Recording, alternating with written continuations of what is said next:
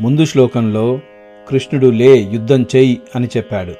అర్జునుడు వెంటనే తన సందేహం చెప్పాడు. అర్జున ఉవాచ కథం భీష్మమహం సంఖ్యే ద్రోణం చ మధుసూదన ఇషుభిః ప్రతియోత్స్యామి పూజార్హావరిసూదన. అర్జునుడు అన్నాడు, మధుసూదన, యుద్ధంలో పూజ్యులైన భీష్ముడిపై ద్రోణుడిపై నేను బాణాలతో ఎలా పోరాడగలను? వాళ్ళు నాకు పూజించదగిన వాళ్ళు కదా. ఇక్కడ భీష్ముడు అర్జునుడికి తాతయ్య, ద్రోణుడు గురువు. అర్జునుడికి వాళ్ళిద్దరంటే చాలా ఇష్టం.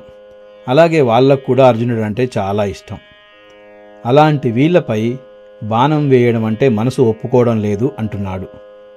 అర్జునుడికి ఇక్కడ వచ్చిన సందేహం మనకు చాలా సహజంగా అనిపిస్తుంది. ఇంకో విషయం ఏమిటంటే, ఇక్కడ అర్జునుడు కృష్ణుడిని 2 పేర్లతో పిలిచాడు. మొదటిది మధుసూదన. ఈ పేరు మొదటి శ్లోకంలో కూడా వచ్చింది. మధు అనే రాక్షసుని సంహరించినవాడు అని అర్థం. రెండవ పేరు అరిసూదన, అంటే శత్రువులను సంహరించేవాడు. ఎందుకు ఆ పేర్లు వాడాడంటే, కృష్ణ, నువ్వు శత్రువులను రాక్షసులను చంపగలవు, కానీ నా విషయంలో నా సొంత వాళ్లే నాకు శత్రువులైతే నేను ఏం చేయగలను అని అర్జునుడి ఉద్దేశం. ఇక్కడ అర్జునుడి సంఘర్షణ చూడండి. మనసు చెప్పేది వేరు, బాధ్యత చెప్పేది వేరు. ఏది చేయాలో తెలుసు, కానీ చేయలేకపోతున్నాడు.